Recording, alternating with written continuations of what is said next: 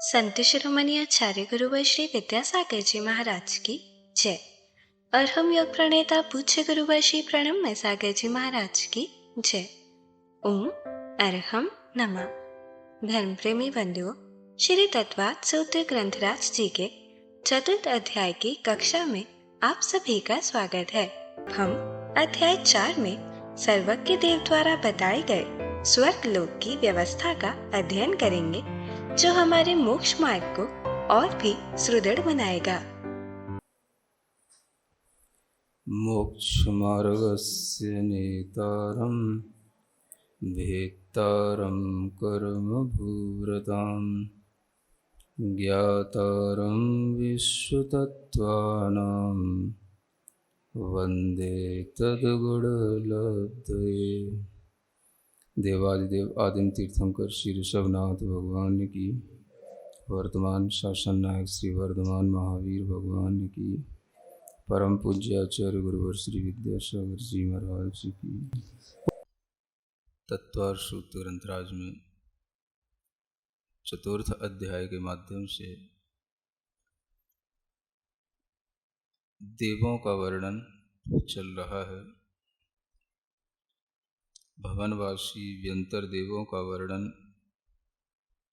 आपको बताया जा चुका है।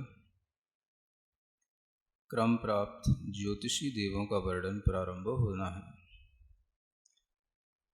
ज्योतिषी देवों के विषय में कौन से देव होते हैं जो ज्योतिषी देव कहलाते हैं, कौन से देव इन भवनवासी और व्यंतर देवों से पृथक अपना स्थान रखते हैं लोक में, वह ज्योतिषी देव कहाँ पर स्थित होते हैं, इन सब का वर्णन सूत्र और उनकी टीकाओं के माध्यम से किया जाता है। सूत्र पढ़ते हैं। ज्योतिष्काः सूर्या चंद्रमसौ ग्रह नक्षत्र प्रकीर्णक तारकाश्च। ज्योतिष्काः यानी ज्योतिषी देव। ज्योतिष शब्द ही अपने आप में इस बात को बताता है कि जो प्रकाश आभा से युक्त होते हैं वो सभी पदार्थ ज्योतिर्मय पदार्थ कहलाते हैं। इसी तरीके से इन देवों का यह ज्योतिष का नाम इसलिए प्रसिद्धि को प्राप्त है क्योंकि इनके जो विमान आदि होते हैं वो विशेष आभा वाले होते हैं, विशेष प्रकाश वाले होते हैं। और यह ज्योतिषी देवों का संचार हमें जो समझ में आता है या दिखाई देता है, वह जितना भी ज्योतिष मंडल आकाश में हमें दिखता है वह सभी ज्योतिषी देवों का विमान और ज्योतिषी देवों के रहने का स्थान ही होता है। बताया जा रहा है सूर्य, चंद्रमा, ग्रह, नक्षत्र और प्रकीर्णक तारे, ये सभी क्या कहलाते हैं? ये सभी ज्योतिषी देव कहलाते हैं।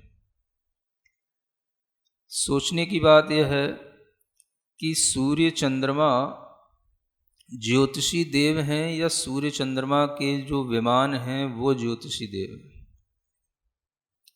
सूर्य चंद्रमा के जो विमान हैं वो तो आपको दिखाई देते ही हैं, जो भी उनकी आकृति हमें दिखाई देती है, जितना भी उनका स्पष्टीकरण हमारे लिए आँखों के गोचर होता है, वह सब तो हमें जो दिखाई दे रहा है वो उन ज्योतिषी देवों के विमानों का बाह्य आकार है। कैसा? बाह्य आकार। आप एक कल्पना करें कि कोई गोल चीज हो, बिल्कुल तरबूज नुमा, गेंद नुमा, और उस गोल चीज के दो भाग करें, बीचों बीच से अर्धगोला जिस आकृति का बन जाता है उसी आकृति के ये देव विमान होते हैं। तो इन विमानों का जो ये निचला सरफेस है वो तो हम लोगों को दिखाई देता है, लेकिन उनका जो ऊपरी सरफेस है उस पर उन देवों के विमानों में के ऊपर वह जो है उनके बड़े बड़े आवास बने हुए रहते हैं। तो उन देवों का यहाँ पर वर्णन किया जा रहा है। ये देव अगर आपसे पूछा जाए किस लोक में पाए जाते हैं, अधोलोक भी है, मध्य लोक भी है और ऊर्ध्वलोक भी है, तो आप ये समझेंगे कि ये ऊर्ध्वलोक में पाए जाते हैं, है ना। जबकि एक बार आपको ये वर्णन करते हुए बताया था कि सुमेरु पर्वत की जितनी ऊंचाई है उस ऊंचाई के बराबर पूरा मध्य लोक माना जाता है, और सुमेरु पर्वत की जो ऊंचाई है वो 1,00,000 योजन की है। कितनी? जम्बूद्वीप का जो पूरा चौड़ाई है, व्यास, वो भी 1,00,000 योजन का है, और सुमेरु पर्वत की जो ऊंचाई है वो भी 1,00,000 योजन की है। उस 1,00,000 योजन के ऊंचाई में ये जो ज्योतिषी देवों के विमान होते हैं ये बहुत उसकी अपेक्षा से नीचे होते हैं। इसलिए जहाँ तक ये सुमेरु पर्वत की ऊंचाई बताई गई है वहाँ तक यदि मध्यलोक है तो ये ज्योतिषी देवों के विमान तो उससे बहुत नीचे रह जाते हैं। इसी से स्पष्ट किया जाता है कि ये सभी एक तरह से देखा जाए तो ये मध्यलोक के ही भाग या मध्यलोक का ही इनका स्थान कहा जाएगा। यदि हम दो लोक माने, केवल अधोलोक और ऊर्ध्वलोक, तब तो ये ऊर्ध्वलोक में आ जाएंगे। लेकिन यदि हम अधोलोक के साथ मध्यलोक भी गिनते हैं और मध्यलोक की जो रचना के अनुसार अगर हम उसकी ऊंचाई 1,00,000 योजन की मानते हैं तो इन ज्योतिषी देवों का अवस्थान उस मध्यलोक में ही गिना जाएगा। ये ज्योतिषी देव इस मध्यलोक से लेकर के पूरे जितने भी आपको असंख्यात द्वीप और समुद्रों के बारे में बताया था, सभी द्वीपों में, सभी समुद्रों में ये ज्योतिषी देवों का फैलाव है। पूरा जो मध्यलोक में तिर्यक लोक का जो आपको विस्तार बताया था वो एक राजू प्रमाण था। तो पूरे एक राजू में ये ज्योतिषी देवों के विमान सभी के, चंद्रमाओं के, सूर्यों के, ग्रहों के, ताराओं के फैले हुए हैं। यानी कि असंख्यात द्वीप समुद्रों में इन्हीं ऊंचाइयों पर, जो यहाँ आपको अभी ऊंचाई बताएंगे, उतनी ऊंचाई पर ये चंद्रमा आदि सभी ज्योतिषी देवों के विमान फैले हुए हैं। तो इससे ये जानना कि जो ज्योतिषी देव हैं वो 1, 2, 4, 10, 20 लाख नहीं हैं। असंख्यात द्वीप समुद्रों में प्रकाश करने वाले, असंख्यात द्वीप समुद्रों तक फैले हुए ये असंख्यात संख्या में हैं।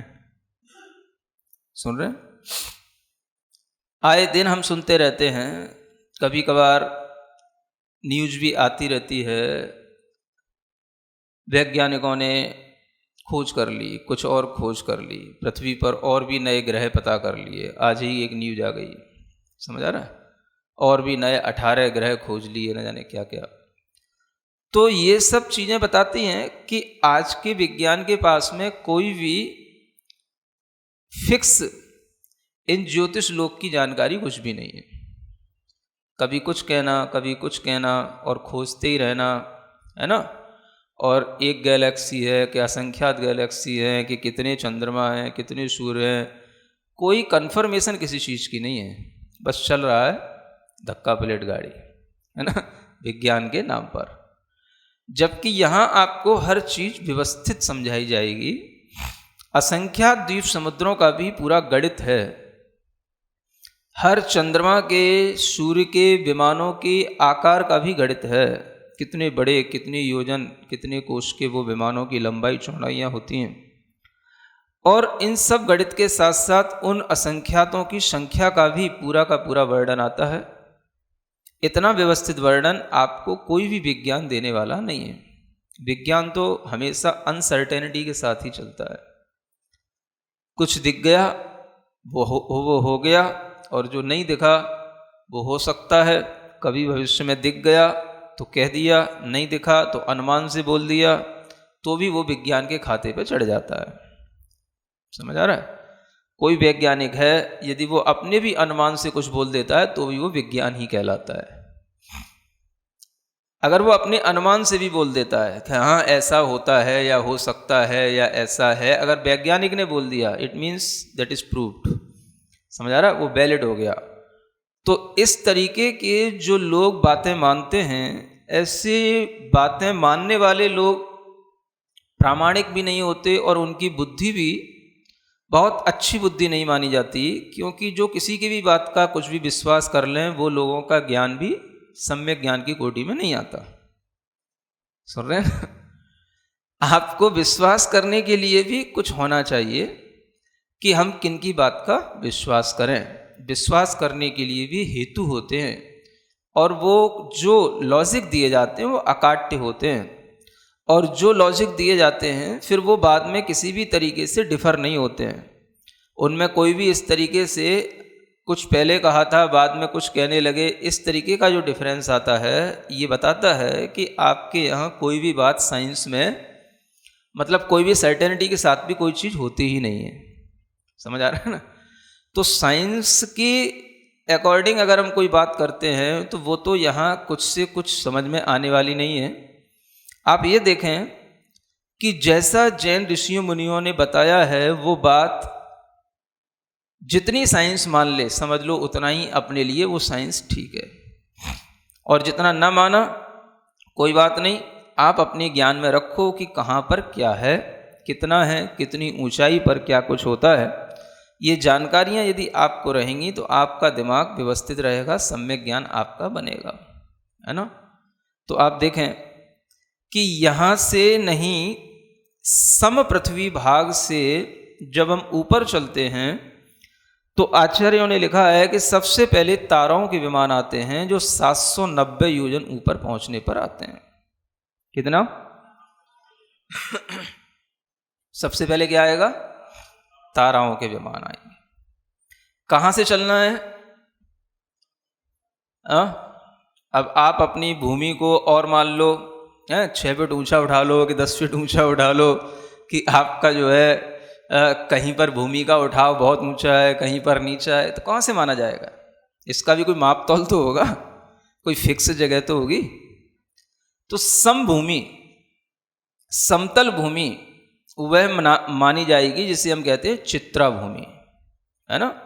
रत्न प्रथवा पृथ्वी का जो पहला भाग है चित्रा और दूसरा भाग है वज्रा, ये दोनों ही भाग 1,000 योजन मोटाई को लिए हुए हैं, जो आपको तीसरे अध्याय में बताया जा चुका है। तो उस चित्रा भूमि से हमें नापना है, और वो चित्रा भूमि कहाँ मिलेगी आपको? सुन रहे हो? चित्रा भूमि कहाँ मिलेगी? चित्रा भूमि कहाँ से समझ में आएगी चित्रा भूमि हो रही है? अगर ऊपर से समझ में ना आए तो फिर नीचे से समझने की कोशिश करो। हाँ, मतलब कि चित्रा के नीचे वज्रा है ना? तो वज्रा भूमि से 1,000 योजन ऊपर आओ तो चित्रा मिल जाएगी। सुन रहे हो? अब ऊपर से कितना नीचे जाओ, हमें क्या पता आप कितना ऊपर आके बैठे हो, कहां से आपका लेवल शुरू हो रहा है, कितना इसमें यहां पर मिट्टी का भराव है, कितनी किलोमीटर तक यहां पर क्या भराव है, हमें क्या पता। समझ आ रहा है? तो अपनी नापतोल तो फिक्स है। चित्रा भूमि समतल भूमि है, समभाग है, वहां से चलो, आपको मिल जाए तो ठीक, नहीं मिल जाए तो आप किसी देव की सहायता ले लो, भैया हमें चित्रा भूमि के पास ले चलो, और वो भी सहायता ना करे तो आप जब तक इंतजार करो, खुद देव बन जाओ, तो जब जाके देख लेना, थोड़ा विश्वास कर लो। क्या बड़ी बात है। तो बात यह है कि चित्रा भूमि से ही समतल होकर के आपको लेकर के ऊपर 790 योजन पहुंचना है ना? अब एक बात का अंदाजा इससे लगाया जा सकता है कि देखो, जब क्या होता है, ये छठवां काल आता है ना? सारी सृष्टि प्रलय और ये सब जो है, तरह तरह की विष वर्षा, खार वर्षा ये सब चीज़ें होती हैं, उस समय पर सब यहाँ की वनस्पति मिट्टी सब कुछ जो है मिट जाती है, जल जाती है। उस समय पर भी मतलब उसका प्रभाव 1000 योजन तक जाता है। सुन रहे हो? इतनी भूमि वहाँ की बेकार हो जाती है। यानी कि इतना नीचे जाने के बाद में हमें चित्रा भूमि मिलेगी। आप ये अंदाज लगाएं कि चित्रा भूमि से यदि 790 योजन कहा गया है तो आप समतल वहीं पर देखेंगे और वहीं से आपको नापना है, कोई अपनी कॉलोनियों से और अपने अपने क्षेत्रों से नहीं नापना है। सुन रहे हो? एक योजन में, महायोजन में 2000 कोष होते हैं। सुन रहे हो? और उस हिसाब से यदि हम इसके माइल्स बनाते हैं तो अगर हम यहाँ तारों को जाकर के देखते हैं 790 योजन पर, तो 7 से 90 योजन के यदि आप माइल्स बनाएंगे तो कितना बनेगा? ये माइल्स जो है लगभग 31 लाख बनेंगे। समझ में आ रहा है? कितने? हाँ, कुछ समथिंग और हो सकता है, लेकिन ये लगभग कितना? 31 लाख मील आएगा ये। और अगर आप इसके किलोमीटर बनाएंगे तो 1.6 से इसको और मल्टीप्लाई कर देना, है ना? तो ये आप इससे अंदाज लगा सकते हैं। माने 790 योजन ऊपर पहुंचने के बाद में ताराओं का ज्योतिष मंडल प्रारंभ होता है। फिर आचार्य कहते हैं ताराओं के बाद में सूर्य का मंडल प्रारंभ होता है, सूर्य के विमान। उससे भी जब हम 10 योजन ऊपर चलेंगे तो क्या मिलेंगे? सूर्य के विमान। माने हम 800 योजन ऊपर पहुंच गए, है ना? उसके भी हम जब 80 योजन ऊपर चलेंगे तब हमको मिलेगा चंद्रमा के विमान, है ना? यानी यहां से हम 880 योजन ऊपर पहुंच गए। 880 योजन में लगभग 35 लाख मील हो जाएगा, है ना? पॉइंट कुछ और होएगा, वो अलग मैटर है। लगभग कितना हो गया? 35 लाख मील। और अगर इसके किलोमीटर बनाओगे तो समथिंग 51 किलोमीटर के कुछ आएगा। सुन रहे हो? माने चंद्रमा का विमान जैन गणित के अनुसार, जैन दर्शन के अनुसार कितना बैठ रहा है? यहां से 51 किलोमीटर है। 56 बैठ जाएगा? तुमने और बढ़ा दिया। चलो भाई 51 नहीं 56 मान लो, कुछ भी उसी के समथिंग कुछ मान लो, है ना? 50 से ऊपर है, इतना पक्का है। आप ये देखो 56 किसका बना लिया? आप 35 लाख का कुछ बनाओगे तो उसमें 35 लाख तो मील हो गए, उसके किलोमीटर बना लो। तो कितना आ गया? 56 लाख आ रहा है। कोई बात नहीं। अब आप ये देखो कि ये 56 लाख किलोमीटर जाने पर, है ना, क्या मिला अपने को? चंद्रमा के विमान मिले। अगर हम वर्तमान के विज्ञान से कोई तुलना करें तो वर्तमान का विज्ञान कोई बताएगा कितने किलोमीटर पर चंद्रमा को मानता है? ज्यादा से ज्यादा। एक तो ये भी देखोगे आप कि वर्तमान के विज्ञान में अलग अलग देशों का विज्ञान अलग अलग है। समझ आ रहा है? रूस कुछ अलग कहेगा, अमेरिका कुछ अलग कहेगा, जर्मनी कुछ अलग कहेगा, इटली कुछ अलग कहेगा। सबका अलग अलग गणित है। कोई 3 लाख किलोमीटर मान रहा है, कोई 5 लाख किलोमीटर मान रहा है, कोई 12 लाख किलोमीटर मान रहा है, कोई 13 लाख किलोमीटर मान रहा है। यहीं पर सब समाप्त है, इससे ज़्यादा कुछ नहीं है। समझ में आ रहा है? 50 लाख 56 लाख किलोमीटर तक कोई नहीं पहुंचा, कोई नहीं मानता। ओम अरहम नमा। तो चलिए आज की कक्षा का एक क्विक रिवीजन कर लेते हैं। सूत्र 12 से हमने जाना कि आकाश में दिखाई देने वाली प्रकाशित चीजें ज्योतिषी देवों के विमान होती हैं। सूर्य, चंद्रमा, ग्रह, नक्षत्र और प्रकीर्णक तारे ये सभी ज्योतिषी देव होते हैं। ज्योतिष मतलब प्रकाश, आभा से युक्त। इन देवों के विमान विशेष आभा प्रकाश वाले होते हैं, इसीलिए इनका ज्योतिषिक नाम सार्थक है। इनके विमान और रहने का स्थान आकाश में ज्योतिष मंडल में होता है। जो सूर्य चंद्रमा की आकृति हमें दिखाई देती है वह इन ज्योतिषी देवों के विमान का बाह्य आकार है। ये विमान किसी गेंदनुमा गोल चीज को बीचों बीच से 2 भाग करने पर प्राप्त अर्धगोलाकार जैसी आकृति के होते हैं। इनका निचला सरफेस हम लोगों को दिखाई देता है, लेकिन ऊपरी सरफेस पर उन देवों के बड़े बड़े आवास बने हुए रहते हैं। ये विमान 1 लाख योजन के सुमेरु पर्वत की अपेक्षा बहुत नीचे है और इसकी अपेक्षा से इनका अवस्थान मध्यलोक में है। यदि हम केवल अधोलोक और ऊर्ध्वलोक माने तो यह ऊर्ध्वलोक में आता है। ये असंख्यात संख्या में होते हैं। एक राजू विस्तार वाले मध्यलोक के असंख्यात द्वीप समुद्रों में इन ज्योतिषी देवों के विमान फैले हुए हैं और वहां प्रकाश करते हैं।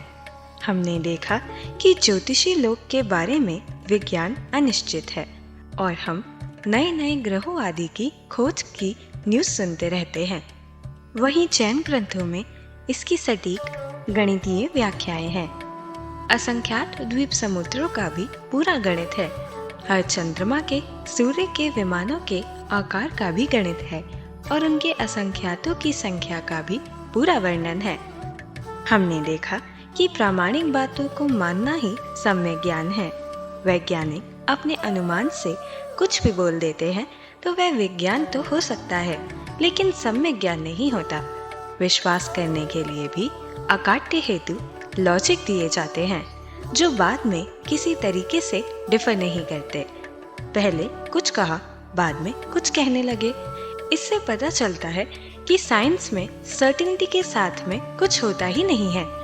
ज्योतिषी विमानों की ऊंचाई समतल स्थान से नापते हैं। यह समस्थान रत्नप्रभा पृथ्वी के चित्रा भूमि का समपृथ्वी भाग है। आचार्यों ने बताया है कि सबसे पहले तारों के विमान समभूमि से 790 योजन ऊपर आते हैं, जो कि एक महायोजन 2000 कोश का होता है। यह लगभग 31,60,000 माइल्स होता है या 50,56,000 किलोमीटर। चित्रा भूमि से 790 योजन ऊपर तारों का ज्योतिष मंडल प्रारंभ होता है। उससे 10 योजन ऊपर सूर्य के विमान मिलेंगे, यानी 800 योजन ऊपर। उसके 80 योजन ऊपर चंद्रमा के विमान मिलेंगे, यानी 880 योजन ऊपर। चलिए अब हम सभी जनमानी स्तुति करते हैं और तत्पश्चात समय होगा आज के सवाल का। सिरिजिणवाणी जग कल्याणी जग जन मदतम मोहरी जनमण हारी गढ़हर हारी जम जरा भव रोग हरि तिथियराणम दिव्य झुणिम जो पड़ई सुणई मय्ये धारई णाणम सौख मणंतम धरिय सासद मोक्ष पदम पावई सासद मोक्ष पदम पावई।